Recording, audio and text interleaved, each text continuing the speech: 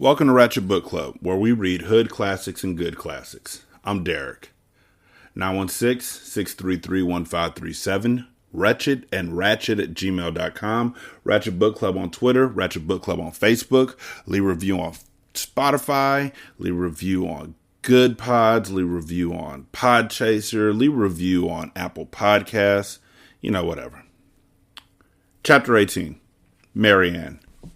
What a day our first day at the Magic Kingdom was. I was exhausted. I thought the Pike kids wore Stacy and me out when we went to Sea City, but that was nothing compared to a day at Disney World. My feet ached, my back ached, and my head ached. I had been on Space Mountain twice, Big Thunder Mountain Railroad 3 times, and I had stood on miles of lines. Then Christy had called a club meeting for right after dinner. And ever since we had met the Pikes at Cinderella Castle that afternoon, Mallory had been bugging me about something. She kept saying she wanted to talk to me, but that we had to talk in private. Okay, I said. We were back at the hotel and I was rummaging around in my suitcase, looking for aspirin. We'll talk when I get back from the club meeting. Your mom gave Stacy and me an hour and a half off, so I'll talk to you right before we go to bed. What about Vanessa? Asked Mallory. We'll wait until she's in the bathroom. You know she takes forever. Is that okay? I asked. Mallory nodded. Great, I said. But I was wishing I could just fall into bed, go to sleep, and not get up until the next morning. Or maybe the next afternoon. Instead, I dragged myself to the club meeting. Stacy dragged along with me. She was as tired as I was. The meeting was held in the room Christy, Claudia, and Dawn were sharing. When we entered, I drew on my breath in surprise. Their cabin on the ship had looked like the back end of a garbage truck. But their hotel room looked like, well, a hotel room. It was reasonably neat. There were no clothes lying around. There were no M&M wrappers on the floor or cracker crumbs on the desk. And Dawn and Christy were actually smiling at each other. Hi, you guys, called Christy as we entered the room. Hi, we replied. What's the matter? Claudia asked us. We're exhausted, said Stacy. We're babysitting, I reminded them crossly. Touchy, said Dawn, who was the only one I would have let get away with saying something like that just then. Sit down, said Christy. Rest your feet. You want a soda or something? Definitely, I answered. Claudia looked longingly at a refrigerator and a cabinet that were full of potato chips and candy. If only we could get in there, she said, touching her finger to the keyhole of the cabinet. Well, you know what Watson said, Christy told her. Yeah, replied Claudia. It's just... She peered into the cabinet. Oh my lord, there's a Mounds bar way in the back. I haven't seen Mounds bars anywhere in the hotel. They're not in the store in the lobby. That's because they're gross. Mounds bars and Almond Joy are literally horrible. The only thing that's worse than them is those Abacazabas or whatever that are like peanut butter taffy. Ugh. Claudia, that thing probably costs about $12. Come on, I got Fritos and pretzels here, and I got some sodas from out of the machine. Now let's start the meeting. Chrissy was growing impatient. She passed around sodas and opened the bags of pretzels and Fritos. We talked about the kids for a while, but there wasn't much to say. They were all having a ball. Christy mentioned that Karen thought she had a ghostly companion, but none of us knew what to do about that. Dawn told us how she lost her bracelet and grew teary-eyed. Claudia showed Stacy and me a pair of barrettes her secret admirer had sent her at dinner. Then I said that Claire and Margot were upset because we had missed both the afternoon and evening parades that day. You too, said Christy. So did we. And Karen and Andrew missed them too. They really wanted to see them, or at least one of them. Did anyone see one? We all shook our heads. Well, we'll remember tomorrow, said Christy. Now, who has an idea for gifts for Mom and Watson and the Pikes? There were a few red faces among us. I knew we hadn't been thinking about the gifts at all. Dawn cleared her throat. I saw some really nice cement planters in the gift shop. They were shaped like turtles and... Those huge things? Cried Christy. They weigh a ton. How will we even get them on the plane? Dawn shrugged, embarrassed. I saw some keychains in the shop, I said. They were personalized. You can get them with almost any name. I found most of our names down there. I bet we could find... Those keychains have Mickey Mouse on them, for heaven's sake, said Christy. Get real, you babysitters. You want to do something special. Personally, I stopped looking for those keychains a long time ago. And a lot of folks that I know also have, because you're not going to find Nisha.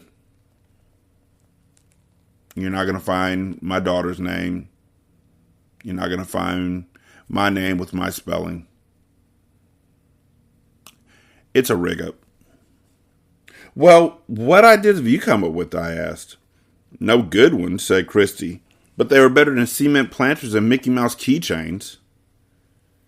There's a nice clothing store in the lobby, Claudia began. You guys are missing the point, interrupted Christy. We don't want to give just any gift. We don't even want to give just an expensive gift. We have to give meaningful gifts. Like what? Asked Stacy. Christy shrugged. I don't know. Yet. Well, keep thinking. We turned our attention to the Fritos. Then we found a Michael J. Fox movie on TV and tuned in. I fell asleep. I didn't wake up until I became aware that Stacy was shaking me gently and saying, Marianne, get up. Our break is over. Stacy and I dragged ourselves back to our rooms. As soon as I opened the door to mine, Mallory bounced over to me. Where did she get all that energy? Perfect timing, she said. Vanessa just went into the bathroom. I figured we have, 15, 20 minutes. Okay. I lowered myself onto my bed. Mallory and Vanessa were sharing the other bed. Mallory plunked herself next to me. I have some very important information, she began. Important information, I said. You sound like a spy, Mal. For just a moment, I thought Mallory was blushing, but it was hard to tell. She had gotten a lot of sun that day. Mallory cleared her throat. Well, anyway, guess who I just happened to be standing behind on the line for Peter Pan's flight today? I can't guess. Who? Alexandra Carmody. And she was online with her mother, her father, and her brother. I couldn't help overhearing what they were saying. And get this, her parents are like celebrities. Have you ever heard of Viv and Vernon Carmody? They're a singing team. They're for older people. The name sounded vaguely familiar, but I couldn't think about names just then. All I could think was that Alex had parents. Are you sure about all of this? I asked Mallory. Positive. We were online for half an hour, and I was right behind him. What a liar, I cried. Oh, I don't mean you, Mal. I mean Alex. She told me she was an orphan, and a bunch of other things. I wonder if any of it is true. Oh, but who cares? Why would she tell me her parents are dead instead of celebrities? People shouldn't joke about things like that. Mallory shook her head. I thought you should know. Thanks, I replied. I'm not quite sure what I'm going to do, but I'm glad to know. Even though I was tired, I didn't sleep well that night. I kept waking up and thinking about Alex. By morning, I had made one decision. The next time I saw her, I would confront Alex with what I knew, which happened to be during breakfast. Vanessa forgot to bring her vitamin pills to the dining room, so I said I'd get them. I had gotten as far as the lobby when I ran into Alex. I didn't bother to smile or say good morning to her. Instead, I greeted her with, "You are a liar." I proceeded to tell her everything Mallory had told me. But, Alex kept saying. Her face crumpled up as if she were going to cry. Usually, I can't stand to see someone cry. I get all mushy and sympathetic. But that time, I turned my back and walked away. Alex had lied, and I had opened up and told her about my mother, and now I felt like a fool. Worse, I felt hurt. I hadn't seen the last of Alex, though. The Pikes and Stacy and I went back to the Magic Kingdom that morning and split into groups again. I wound up with Margot and Claire. Snow White, Snow White, cried Claire. Let's go on that ride again. I want to see the Wicked Witch. So we went to Fantasyland and found Snow White's Adventure. And who should get online behind us but Alex? Hi there, she said. I didn't answer her. My hurt had turned to anger. Can't I even talk to you? Asked Alex. I have to tell you something. What was your favorite part of this ride? I asked Margot, ignoring Alex. Oh, easy. When the witch looks like she's going to push the big rock on you. Alex stopped talking. She came on the ride with us, though. I mean, climbed right into our little dopey car, as if she were the fourth person in our party. After the ride, I tried to lose her in the crowd. When I thought I'd succeeded, I said to the girls, "Have you guys been on Cinderella's Golden Carousel?"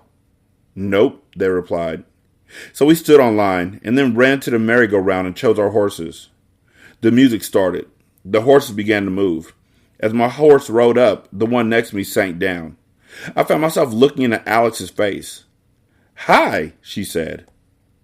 I whipped my head around and wouldn't pay attention to her. A few minutes later, when the merry-go-round was slowed to a stop, Claire began begging for ice cream. I knew from experience that she wouldn't stop until she had some. We walked to the round table, and each got a cone piled high with swirls of soft vanilla ice cream. Alex stood on line behind us. Purely to escape her, I walked the girls all the way over to Tomorrowland after we finished our cones. The first thing I noticed was a sign at Space Mountain announcing that the line was only 10 minutes long.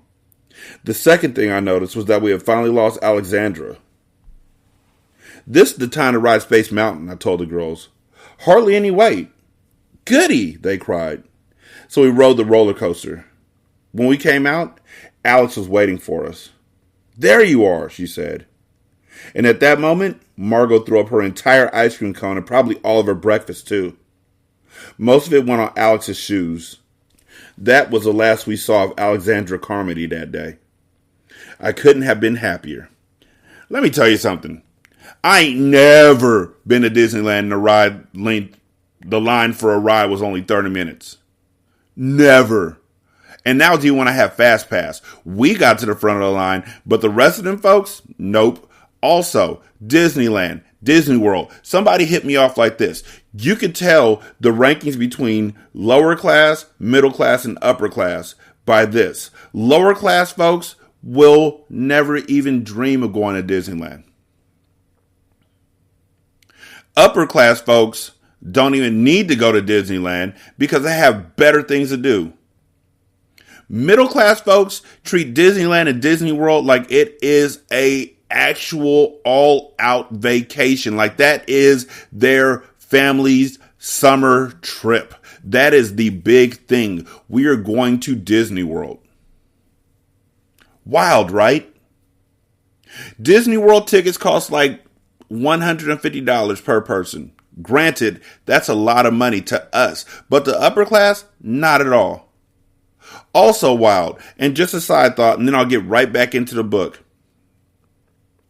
My family's debt, because yes, every family has debt. My family's debt, and probably your family's debt, and probably your friend's family's debt can be cleared if you had approximately $200,000. Most people's debt can be cleared if they have $50,000. But if you have a house, I'm going to add on a little bit to that for myself because we have a house that we bought for $186,000, so we're paying that off. So I'm going to say if we had $200,000, we clear everything out. $300,000 would set us right for a good year. That's wild that it will only set us right for a year. And it's also wild that the number that we're thinking of that'll have us in debt is so low. That bar is so low when you think about the fact that there are people with $43 billion and I'm struggling because I can't get $300,000. These are things I think about when I'm alone. And now I hope you think about them too. Tax the Rich. Chapter 19, Byron. Disney World is awesome, and today is even better than yesterday was. That's because me and my brothers asked if David Michael could spend the day with us, and if we could be on our own again, us 5 boys, like we were at Treasure Cay. Mom and Dad said no to being on our own, but yes to David Michael. That was good enough for us. I didn't care if Stacy had to follow us around. She's pretty cool. And she said we could do whatever we wanted as long as it was legal. Well, we knew exactly what we wanted to do. The question was, would there be enough time for everything? We wanted to go on Space Mountain, Pirates of the Caribbean, the Haunted Mansion, and the ride to Frontierland. We wanted to look for hidden treasure too. We still had our map. And we wanted to eat as much food as possible. In that case, said Stacy, there's just one thing I insist on. What? I asked. That you ride Space Mountain and Big Thunder Mountain Railroad before you eat a thing. Got it? Got it, we said. That was a great excuse to go ride the Space Mountain. It was early in the day, and the line wasn't too long. So as soon as we came out of the ride, we went back in again. Oh, groaned Stacy. Twice in a row? I don't think my poor old stomach is up to this. Well, you don't have to come with us. You can wait outside, I said hopefully. No way, replied Stacy. But she looked pretty green by the time we had ridden Space Mountain the second time. Now, on the Big Thunder Mountain Railroad, cried David Michael Thomas. That's a big name. David Michael Thomas. Sheesh. That's my favorite ride. You have to look around while you're on it. It's like you're really in the Wild Wild West. Did you guys see the bones and the possums hanging from the tree? And the chickens and the goat? How about the mine shaft? I like going up, up, up, and then... Oh, please, said Stacy. I know I told you we go on the roller coasters first, but I take it back. Let's find a tamer ride. We'll go on the railroad at the end of the day, if you haven't eaten too much. Roller coasters. Disney World has this misnomer that they have a lot of roller coasters, and that's not really true. Like they have... Okay, so they have roller coasters. I'll give them that. They only have one, I think, that does loops. And it's in California Adventure. And it's the rock and roll Mickey ride or whatever. And it loops at the Mickey Mouse ears. Other than that, none of them rides loop. They have drops. Yeah. Splash Mountain has the biggest one. Space Mountain has one. Big Rock Thunder Mountain, whatever it's called, has a lot of twists and turns and goes kind of fast. But it's not scary. Like this whole thing, I just want y'all to keep in mind, Disneyland and Disney World were created with children in mind. Young children. So the rides aren't going to be thrill rides for the initiated to roller coasters. So if you live in Ohio, first of all, I'm sorry. Secondly, go to Cedar Point. And then never go to Disney World. Because you've literally been on roller coasters that are like 50 times better. And if you live in Orlando, you already know. Y'all better go to Universal Studios. Their rides over there are incredible. I don't even mess with J.K. Rowling, but the rides they have in the Harry Potter world were just, whew. And then the Incredible Hulk, too, where you shoot out of that tube, out of the gamma ray tube. Oh, my goodness. Oh, my goodness. Pirates of the Caribbean, I cried. Let's go, you guys. Off to Adventureland. Pirates of the Caribbean, Stacy replied weakly. Isn't that a water ride? I don't know. A boat. All that swaying and rocking. But we were already far ahead of her. Stacy caught up to us as we were following the line through the caverns that lead to the beginning of the ride. This ride isn't bad, I whispered to Stacy, pulling her aside. It's not like being on the water at all. The boats run on tracks, I think. They don't really float. Stacy smiled at me. Thanks, Byron, she said. I'm feeling better already. Pirates of the Caribbean is a cool ride. You tour around these dark cave-like tunnels and watch these scenes that move. They show a band of really good pirates, eye patches, black hats, striped stockings, the works, raiding a little town in the Caribbean. You feel like you're actually there. In one place, the pirates set some buildings on fire. The buildings really, really look like they're on fire, too. All red and yellow and glowing. In another place, you pass under a pirate sitting on the bridge or something, and you can see that he has hairy legs. Whoa! The whoa was me. The whoa was sarcastic. Woe unto you if that's what you think is great about this ride. Woe unto you if you think Pirates of the Caribbean is a great ride. Woe unto you if you want to go to Disneyland. But reading this when I was like 9 and 10 years old, I was like, oh my goodness, they have hairy legs. I want to go to Disneyland and Disney World. Why can't I go? And that's when I realized that this is a rig up. This is the game. Yo, we'll let you write this book, but make all of our rides just sound the bestest and the most thrilling and just electrifying. Or else. There are drunk pirates, there's a gunfight between two ships with the exploding shells splashing the water all around your boat, and there's funny pirates in jail. A dog has the keys to their prison, but he won't give them up. Boy, some ride, said Adam as we climbed out of our boat. I'll say, said Stacy, I'm not a bit seasick. That was great. We were all talking and asking questions as we walked outside. How did they make that fire? Asked Nikki. Was it real? What about that gunfight? Said Jordan. I like the drunk pirate, said David Michael. Yo ho ho and a bottle of rum. Jordan began to get silly. David Michael's song reminded him of another one. How dry I am, he sang. How wet I'll be if I don't find the bathroom key. Jordan, warned Stacy. How about this one? I added. Comet, it makes your mouth turn green. Comet, it tastes like Listerine. Comet, it makes you vomit. So get some Comet and vomit too. Oh, wow, Nikki suddenly cried. Would you look at where we are? Yes, I do know all those songs. I also know the song from Parenthood that I'm not going to sing right now because it's supposed to be the clean version. But let's just say it starts with if you're sliding in the first and you feel your stomach burst. I stopped singing. We all stopped walking. We had gotten off the ride and exited right into a gift shop. And we were surrounded by pirate stuff. There were black, three-cornered pirate hats. There were fake hooks just in case you lost your hand in a sword fight.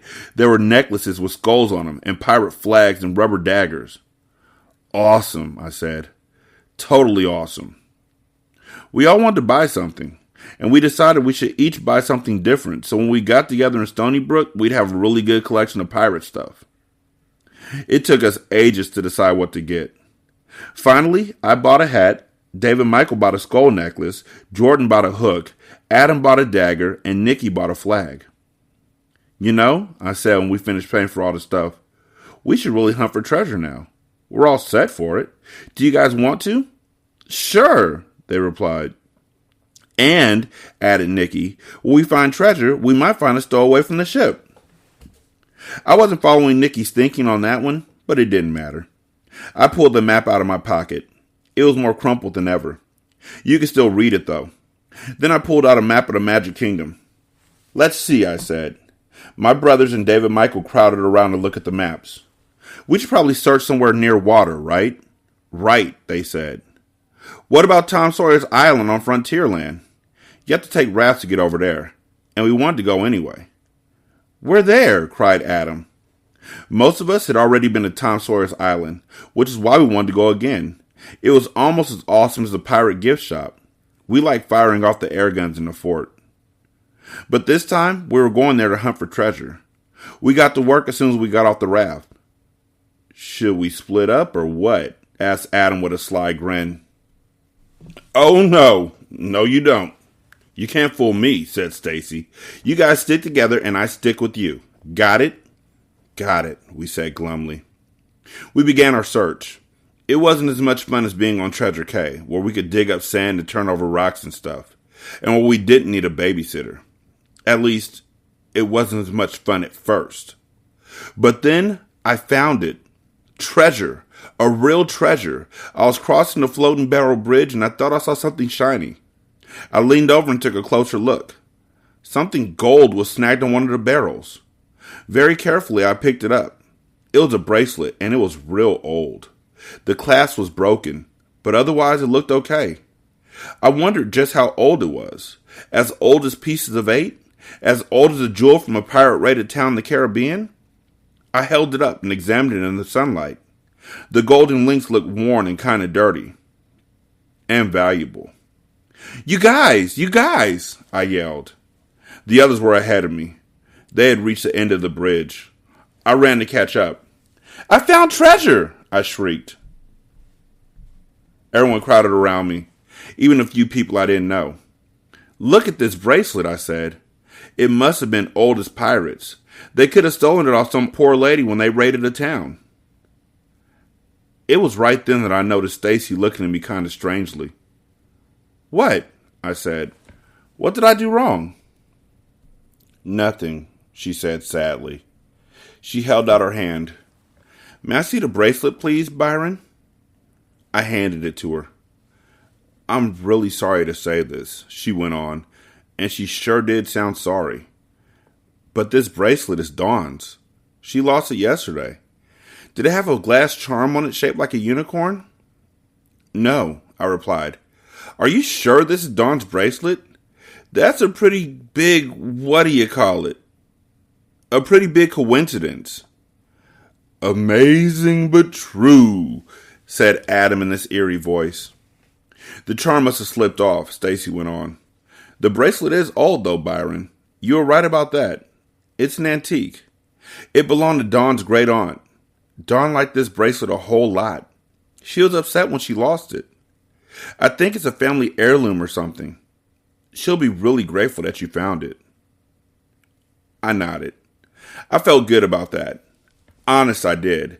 But not as good as if I had found a treasure.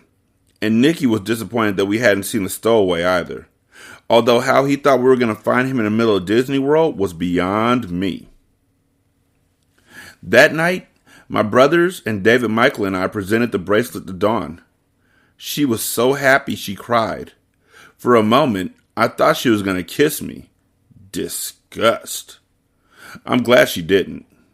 Us guys decided to stop looking for treasure at the Magic Kingdom. But somehow, I just couldn't make myself throw the treasure map away.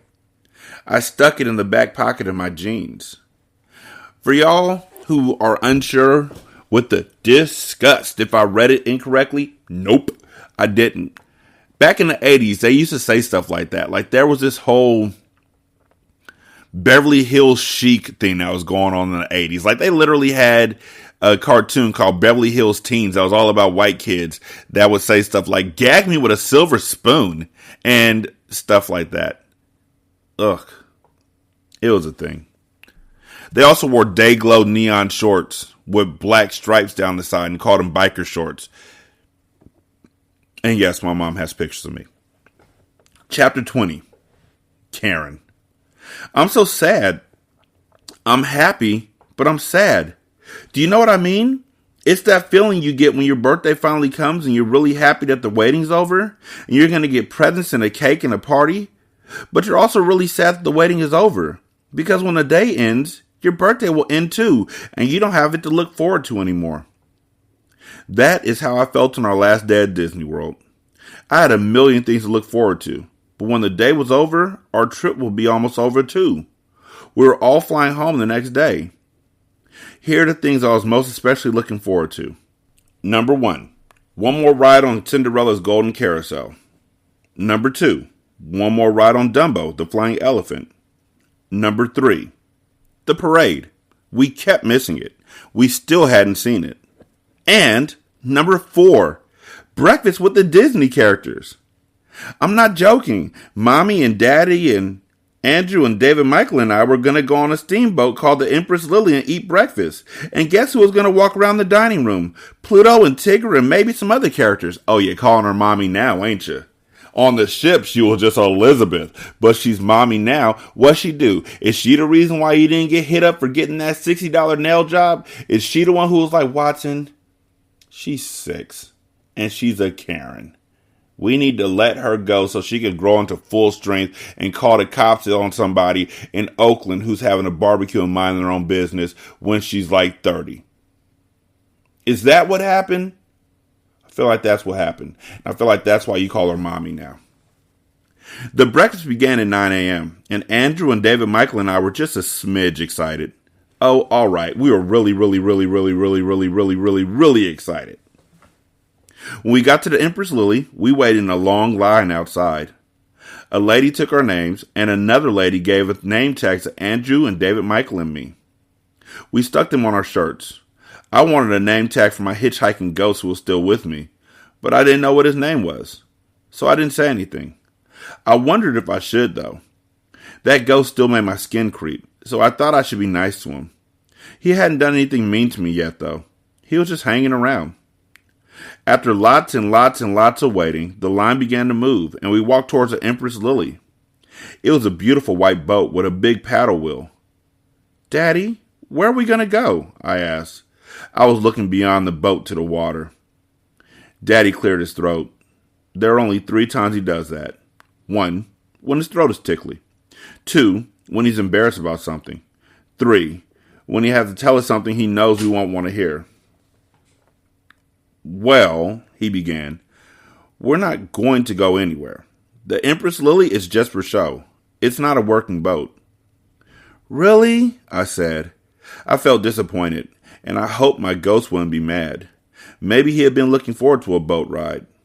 Yes, Daddy told me, but still, you get to go on board a paddle wheeler, and you get to see Pluto. Right.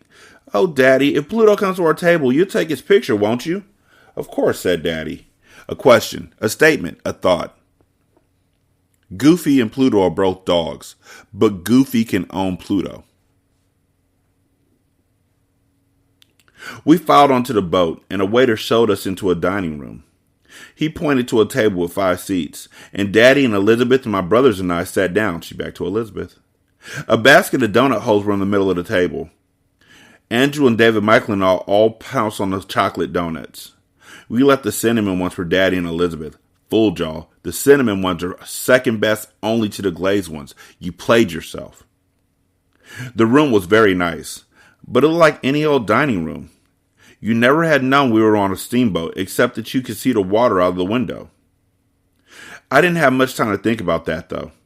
As soon as the tables were filled up, a man strode into the middle of the room. He welcomed us to the breakfast. Then he asked if anyone was having a birthday. I am, called the boy. Well, that's wonderful, said the man. He walked over to the boy and looked at his name tag. Tomas, he said. And how old are you today? 8. Let's all sing happy birthday to Tomas. The man raised his arms and began to sing. Everyone joined in. The grown-ups smiled at him. The kids looked at him like he was really special. Boy, what a lucky duck, I thought. When the song was over, the man said, Any other birthdays? I couldn't help it. I stood up. Me, I called. It's my birthday. Such a Karen thing to do. Like, seriously, I feel like y'all, like when we started calling white ladies who were acting out Karens, I'm pretty sure this is what y'all were referring to and you weren't even thinking about it. I have always wanted a whole dining room full of people to sing to me and smile at me and look at me like I'm special. What do you mean? You're 6. You didn't even know what a dining room was. Oh, well, she's rich. She might have known. And also, she's rich. So I can't put this past her at all. Karen, my father whispered loudly. It's not, oh, now he's my father, not Daddy. Too late. The man had come over to our table. Another birthday, he exclaimed. 2 in one day. That doesn't happen very often. Daddy and Elizabeth smiled nervously. How old are you? The man asked me. 7, I told him. David Michael snorted. It was really rude of him. But the man didn't seem to notice. He just looked at my tag and announced that my name was Karen. Then everyone began to sing again. I beamed. I loved it. I loved being right in the middle of things, with everyone thinking about me. I didn't care that it wasn't my birthday. It was probably my only chance to ever have about 100 people sing to me. The song ended. While the singing had been going on, the waiters had been busy serving up plates of bacon, scrambled eggs, and potatoes. I looked down at my food. Then I lifted my fork. Karen, my father said in a low voice, don't you ever do that again, young lady. You told a lie. I know. I'm sorry. I have half a mind to make you wait outside with me until breakfast is over. Oh no, please, Daddy. But I'm not going to. Not here. Not on the last day of our vacation. Besides, everyone thinks it's your birthday. I got something to say to you, Watson. Your daughter, Karen, she's going to lie on a lot of people in the future. It's going to break your heart. Lot of people. She's also going to feel like it's her job to stop people from going into their houses, in the stores, into their apartments, to deliver food, to barbecue on a park in Oakland. She's going to be everywhere. She just wants me the center of attention. This is absolutely hilarious to me, y'all. You have no idea. I know, I said. I squirmed uncomfortably. I hate making Daddy mad. I just wanted everyone to sing to me. Besides, my ghost made me do it. My hitchhiking ghost. He's with me all the time. Right away, I wished I hadn't said that. I knew it wasn't true. He hadn't made me do it. Would I make the ghost mad? I waited for something to happen. Nothing did. Nothing ghostly, anyway. So your dad tells you to stop lying. You're like, all right, cool, but one more. One more again. Check this out. But David Michael scowled at me from across the room. You're such a baby, he said. I am not. R2. He began to sing. Kindergarten baby, stick your head in gravy, wash it off with... But Daddy stopped him. David Michael, Karen, that's enough. Both of you. So, the full lyrics to that song, I will let you know because I used to sing that one too. These are all 80s things. Kindergarten baby, stick your head in gravy, wash it off with applesauce and show it to the Navy. Doesn't make sense, but it rhymes. And little kids would sing it to each other. Or maybe I saw it in another book. I might have saw it in Beezus and Ramona. I might have. Hold on. Not sure. But now I'm probably going to end up reading a Ramona book. David Michael didn't finish the song. But when Daddy and Elizabeth weren't looking, he stuck his tongue out at me. I stuck mine back out at him. Then, from across the room, I heard a cheer. Andrew and David Michael and I craned our neck to see what was going on. Tigger, the tiger from Winnie the Pooh, had bounced into the room. Oh, it's Tigger, I exclaimed. Tigger began walking from table to table. Nearly everyone wanted to take his picture. While that was happening, someone began handing out comic books to all the kids. The comics were about Epcot Center, and they were called Mickey and Goofy Explored a Universe of Energy. Stuck in each book was a yellow Empress Lily pennant. I saw a kid ask Tigger to sign his pennant. So when Tigger finally got to our table, I handed him my pennant and a pen. Tigger signed his name. Thank you, I cried. After a while, Tigger left the room. I looked down at my food. I was much too excited to eat. Andrew and David Michael were too excited too. Eat up, kids, said Elizabeth. But just then, Pluto came in. Yeah! I cheered. Pluto walked from table to table with his long red tongue hanging out. Daddy snapped a picture of Pluto with his arms around my brothers and me. Soon it was time to leave. Can't any of you kids eat even one more bite? Asked Elizabeth. David, Michael, and Andrew and I shook our heads. So we got on the bus and headed back to the Magic Kingdom one last time. What should we do first? Asked Elizabeth as we walked down Main Street. The carousel, I said. Can we ride on the carousel? Elizabeth looked at my brothers. Is that okay with you guys? Sure, said Andrew. David Michael shrugged. He was still mad because all those people had sung happy birthday to me and thought I was 7. We walked towards Fantasyland. Andrew said he had to go to the bathroom. I'll take him, said Daddy. We'll meet you at the carousel. Okay, replied Elizabeth. Hey, David Michael, don't wander off. Come back. Elizabeth ran after David Michael. My socks were falling down. I stopped and pulled them up. When I looked around, I couldn't see Elizabeth or David Michael or Daddy or Andrew. Elizabeth? I called. I was in a big crowd of people. Elizabeth? Elizabeth! Are you lost, little girl? Asked the popcorn vendor. Even though I hate being called little girl, I said yes. I wanted to cry, but you know what? I wasn't really too scared. My ghost was with me, and suddenly I imagined that he was a friendly ghost instead of a scary one.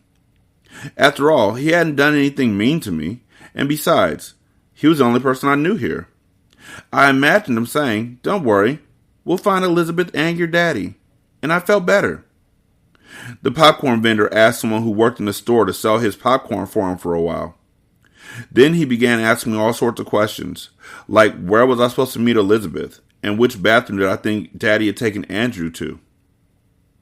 I tried to answer him as he walked me to the carousel. What was your stepmother wearing, he wanted to know. A pink dress, I think, but I wasn't sure. I had been so excited about breakfast that I hadn't paid much attention. Then we'll look for pink dresses, said the man pleasantly. He reached out his hand. I held on to him with my left hand, and onto my hitchhiking ghost with my right hand. Is that your stepmother? The popcorn vendor wanted to know. He was pointing to a fat woman in a pink sundress. I shook my head. No. We kept walking. What if Elizabeth isn't at the carousel? I asked. My voice was trembling. Then we'll look for your daddy. He's supposed to go to the carousel too. Don't worry. I worked in the Magic Kingdom for 3 years and I've seen lots of lost kids. Don't you worry about a thing. I never got one whose parents I couldn't find. It always works out. Trust me. Always? I asked. My ghost squeezed my hand. Always. When we reached the carousel, guess what we saw first thing? Elizabeth! There she is, I cried. She was wearing blue jeans and a yellow shirt. Where? Said the popcorn vendor. I guess he was looking for a pink dress. There! I ran to Elizabeth and threw my arms around her. Oh, thank heavens, she said. I was hoping you'd find your way here. We hugged a long time. Then Elizabeth thanked the popcorn vendor. And I thought about my new secret. My hitchhiking ghost really was friendly. He wasn't scary. I decided I wanted him to come back to Stony Brook with me. Maybe he could get to know old Ben Brewer, the ghost of the third floor of Daddy's house. Chapter 21. Stacy. It was our last day at Disney World, and guess where I was going to spend it? At Epcot Center.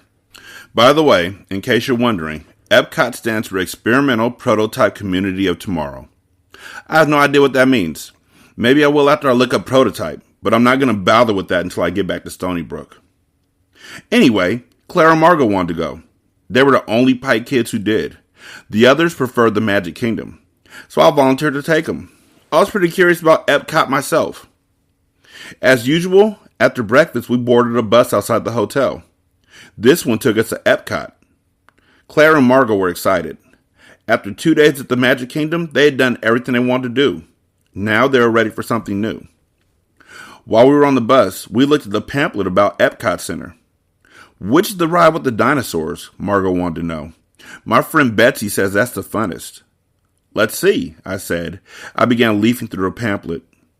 While I was looking, Claire spoke up. What is Epcot anyway?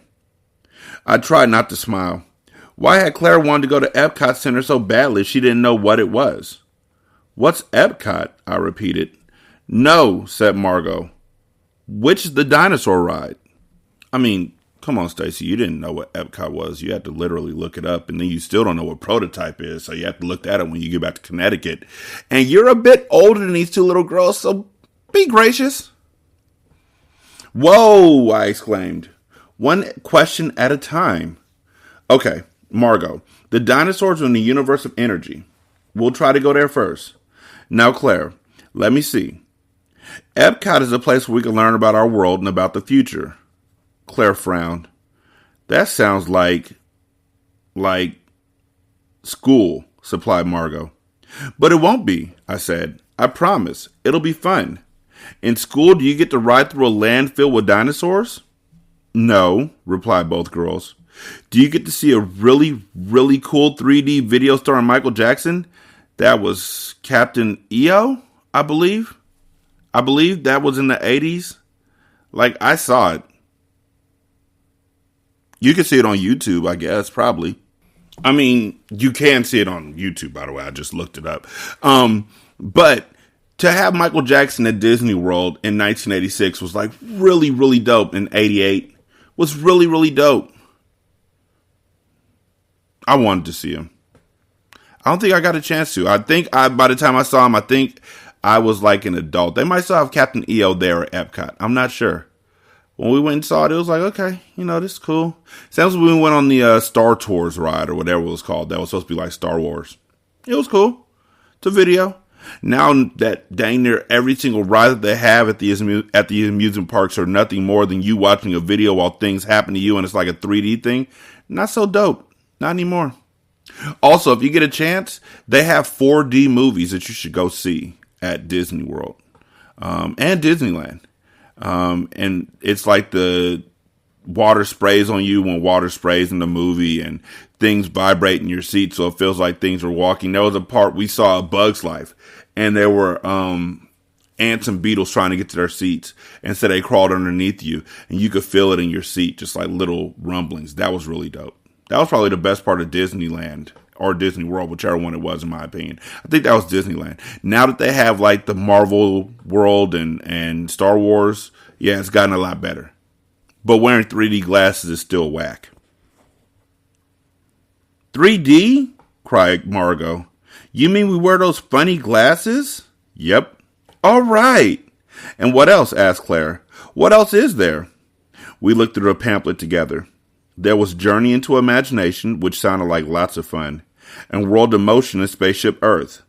Then there was a World Showcase with food and souvenirs from 10 different countries. Oh boy, said Claire. Pretty exciting. But as far as the girls were concerned, the most exciting thing happened just as we were walking towards the Geosphere. That's what it's called. That stands at the entrance to Epcot Center. It looks like a gigantic golf ball, and inside is the Spaceship Earth ride.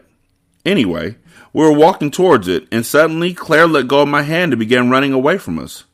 Claire, I shouted, come back. But she didn't hear me. She was calling, Mark, Mark. Hey, look, exclaimed Margot. It's Mark Kubaki and his parents. Sure enough, Claire ran straight to the Kubakis.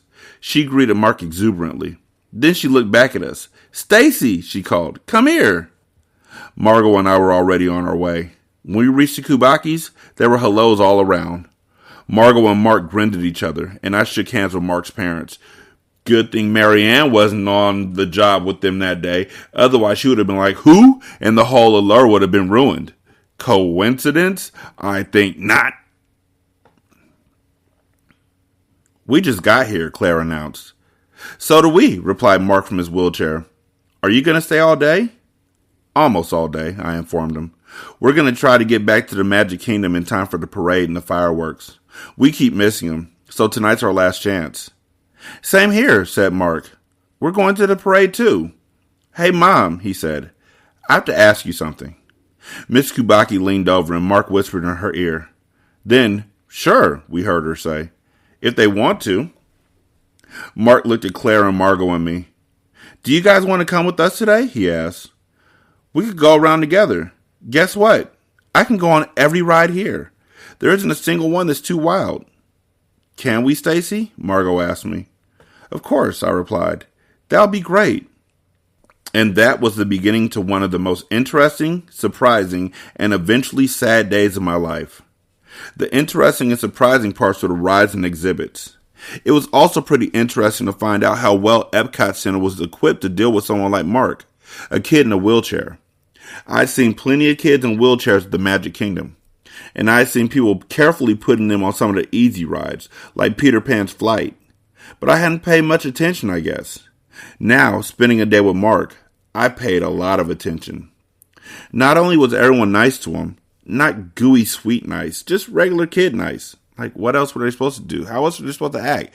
Oh, you're in a wheelchair. Ugh, egad. Like, what? But they acted as if a person in a wheelchair wasn't at all unusual, and certainly wasn't any trouble. As opposed to what?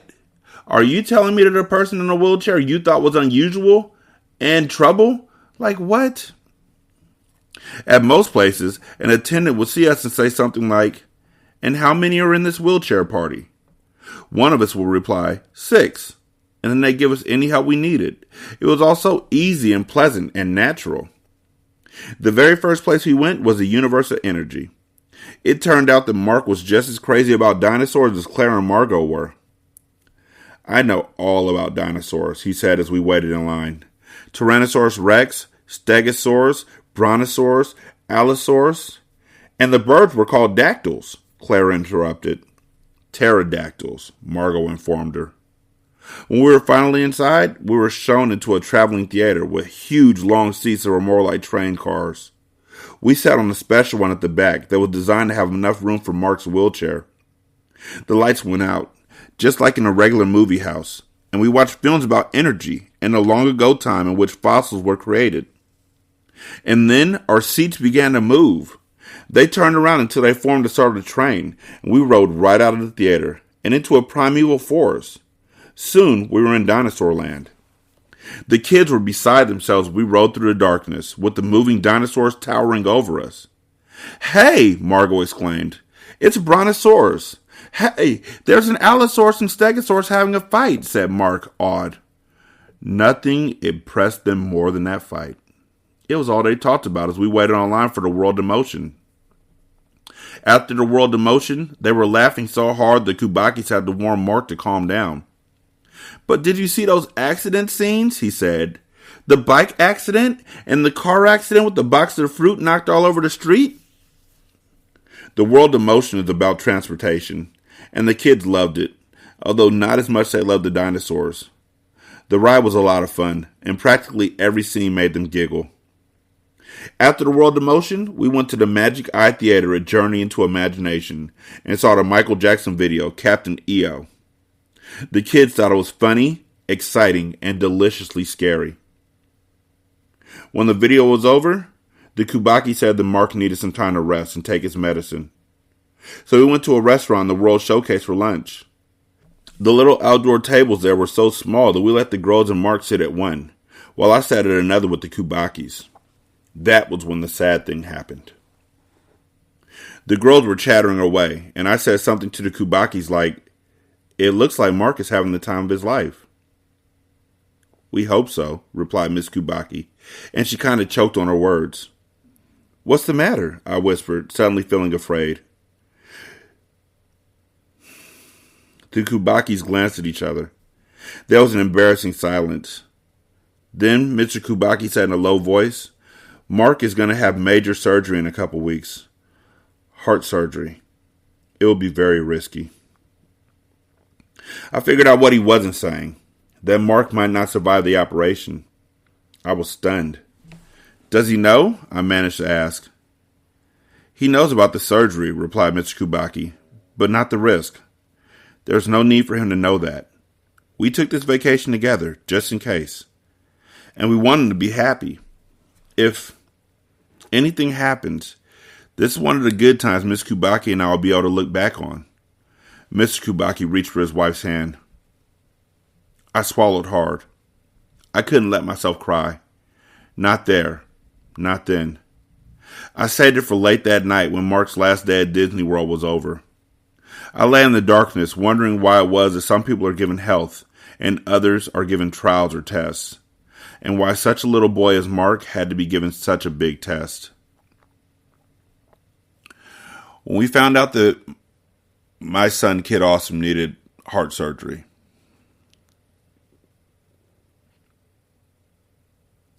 we didn't want to tell him the severity of it. I mean, at that point in time, he was 13. He was in 8th grade. And we just wanted to... They told us that he was going to have the surgery. They told us about it on January the 19th, the day after my birthday. And told us it was going to be February 1st. And so the first week was, just normal. It was COVID, so he was studying. He was taking class at home and everything. He could barely breathe.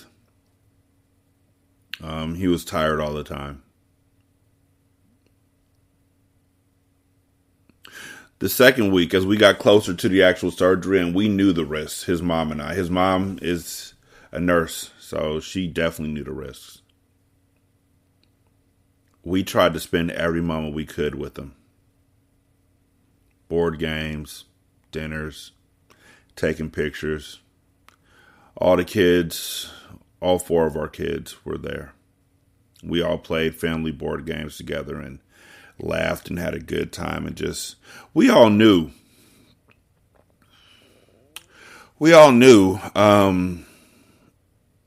without saying it, that we just wanted to spend time in his world, just in case. We all just wanted to be there to remember these good times, just in case. Because the heart issue that Devin has. The surgery was successful. I still say has. Only affected 0.0003% of the population. And the doctors and surgeons that we talked to told us straight out they had never done a surgery like this before. That surgery, putting the life of your child in the hands of a doctor and having to exhibit faith, trust, and hope in a person that you don't know. Seeding that was the scariest thing in my life, and I cried. I cried the entire time that he was in the surgery, and it was a 6-hour procedure. I cried. I cried because I thought that it was my fault. I have heart issues. I have an irregular heartbeat and other issues, and I just thought it was genetic. And the nurses said to me, no, it's not your fault. It's not genetic. And I don't know. I don't know if they were lying to me. I don't know if my wife was lying to me, because I was beside myself. And then when he got out of surgery, he was in the ICU, the recovery room. And we walked in there, and he looked so tiny. And he wouldn't wake up. And I cried again. And we sat and we waited for him to open his eyes, for him to look at us. And I mean, his pulse was good and everything. And they said that the surgery was successful. But he wouldn't wake up. He didn't wake up till about 3 hours later. They couldn't even run tests on him if they wanted to run, because he wouldn't wake up. And I was just expecting him to... I knew the road to recovery was going to be hard for him. But that poor kid got the hiccups like immediately. And you know, if you think about it, when you have the hiccups, your chest moves, like your chest vibrates. It's in your lungs. It's in that area. And I think about you just having open heart surgery and having your chest opened up. Every time he hiccuped, every time he coughed, such pain.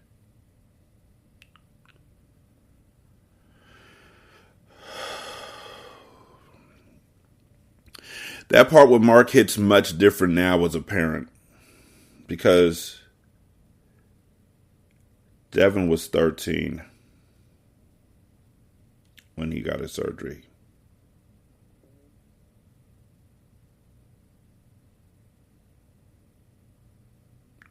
And Mark was 7. Yeah, I couldn't fathom it. I couldn't. That fear of, what if this is the last time that I get to see someone I love so much? That fear of, what if they don't get to have the rest of their future? I literally made a deal with God. Said he could take me. I've lived enough. I've seen enough. And if my son could see just 2 more days, if my son could see 50 more years, if my son could see 100 more years, I could die happy.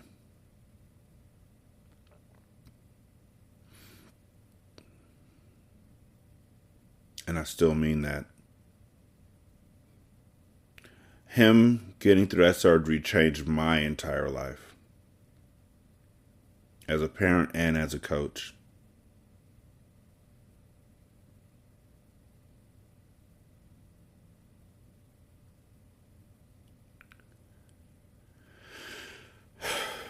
916-633-1537. Ratchet and Ratchet at gmail.com. Ratchet Book Club on Twitter. Ratchet Book Club on Facebook. Leave a review on Spotify. Leave a review on Podchaser. Copy and paste that into Apple Podcasts. Copy and paste that into Good Pods. You could donate to the show at patreon.com/single simulcast or at buymeacoffee.com/sscast or on the Good Pods app. There's a tip jar. Thank you so much for listening. I greatly appreciate it. Y'all be good. I'm going to holler at you later. Peace.